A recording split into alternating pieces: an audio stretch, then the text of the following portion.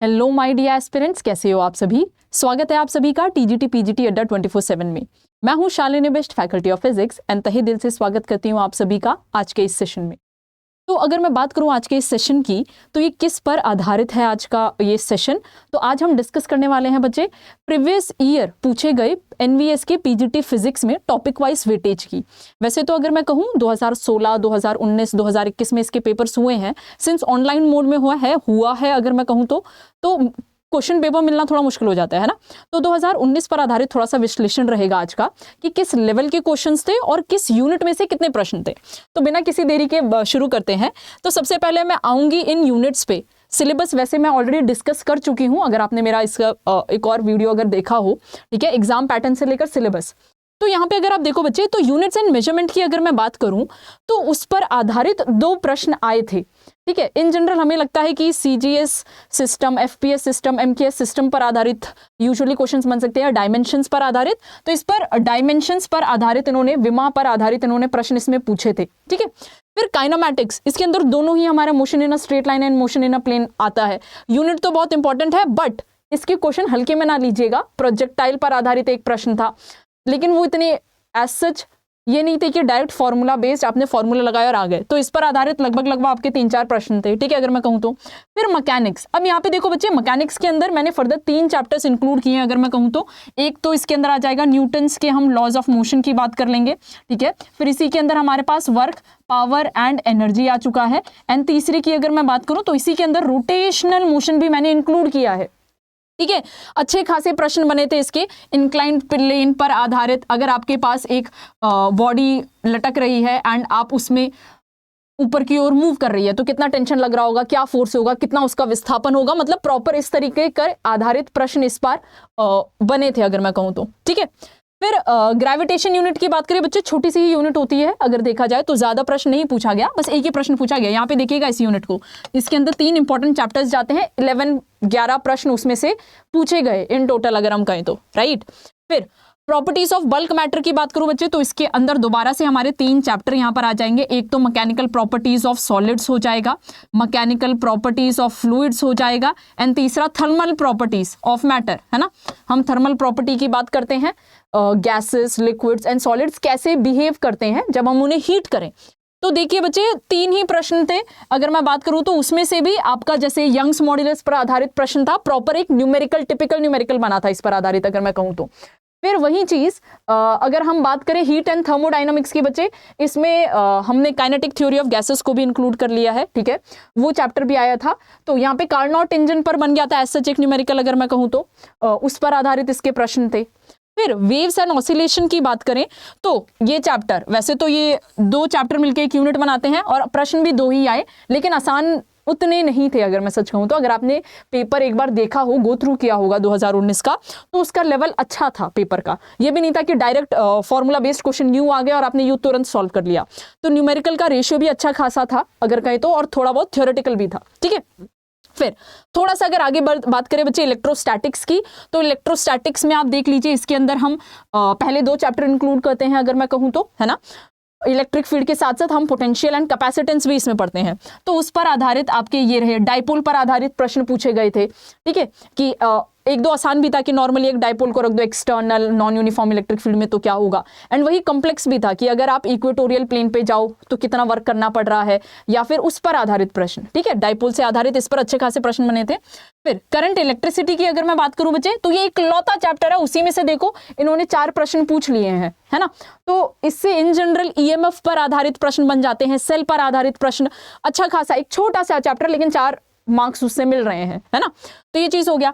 फिर मैग्नेटिज्म की बात करूं बच्चे, तो इसके अंदर मैंने 2 चैप्टर इंक्लूड किए हैं, मूविंग चार्जेस एंड मैग्नेटिज्म, और साथ ही साथ अर्थ के मैग्नेटिज्म की भी अगर हम बात करें तो उन 2 चैप्टर को लिया है। ध्यान दीजिएगा, ईएमआई को इंक्लूड नहीं किया मैंने। फिलहाल उन दोनों पर ही आधारित अगर आप देखो तो यहाँ पे 7 प्रश्न बन गए हैं आसानी से। मतलब मैग्नेटिज्म यूनिट की वेटेज देखिए आप, अच्छी खासी है, 2 चैप्टर और आपके 7 नंबर मिल रहे हैं। तो मैग्नेटिज्म को तो बिल्कुल भी छोड़कर नहीं जाना है अगर मैं कहूँ तो, राइट।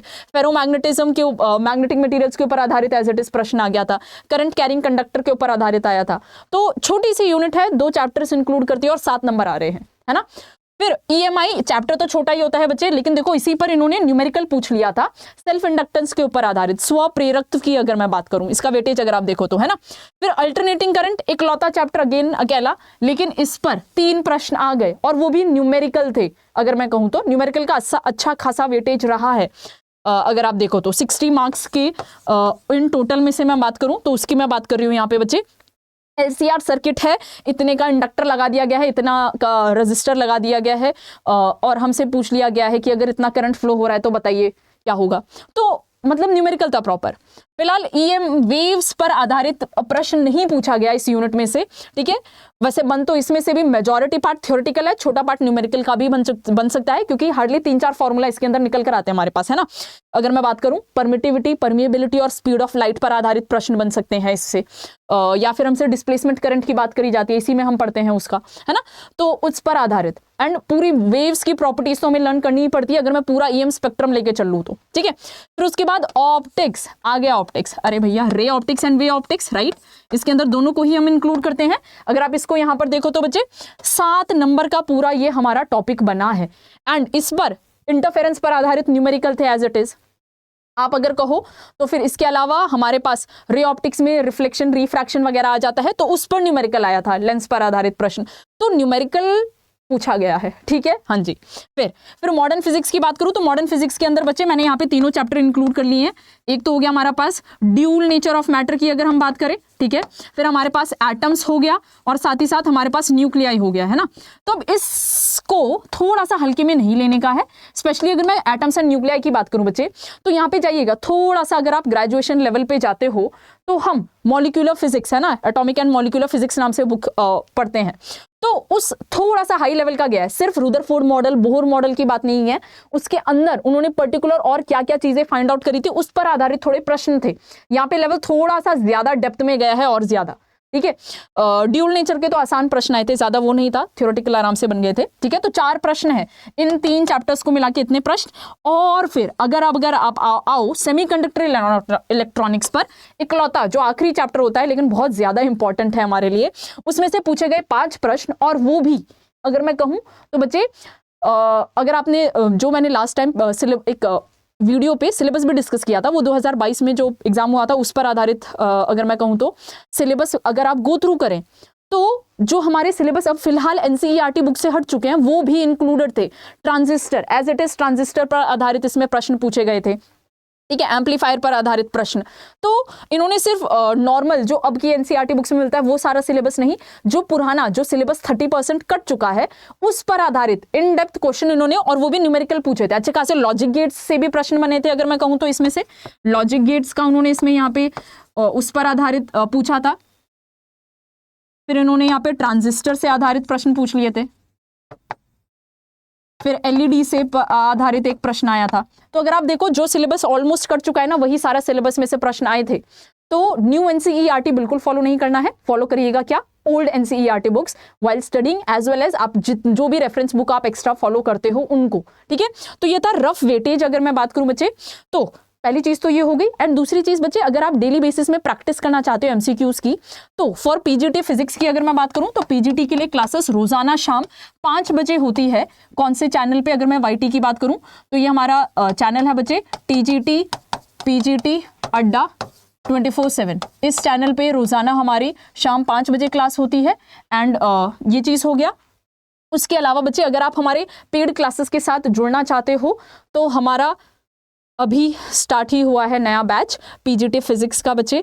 तो इसमें सिर्फ सब्जेक्ट के अलावा आपको बाकी सारे चीज़ों की भी तैयारी कराई जाएगी। यानी कि अगर मैं कहूँ जो जनरल पेपर होता है हमारा GK GS क्वांट से लेकर हिंदी इंग्लिश से लेकर आपके पास उन सारे सब्जेक्ट्स की भी इसी के अंदर आप बैच के अंदर आप पढ़ाई कर सकते हो। तो उसके लिए आपको क्या करना होगा बच्चे, अगर आप ज्वाइन होना चाहते हैं हमारे पेड क्लास के साथ तो गूगल पे जाइएगा, यहाँ पे लिख दीजिएगा अड्डा 24/7। जैसे ही आप लिखते हैं तो इस लोगो के नीचे जो आपको लिंक दिख रहा होगा इसमें क्लिक कर लीजिएगा, ठीक है।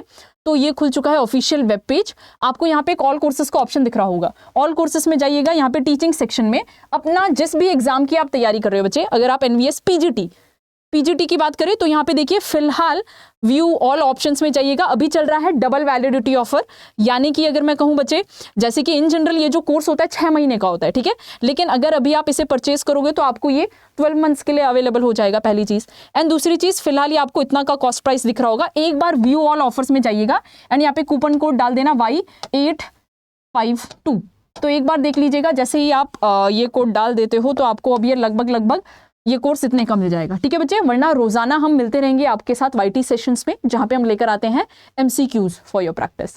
टिल देन टेक केयर, ध्यान रखिएगा अपना भी और अपनों का भी। जय हिंद।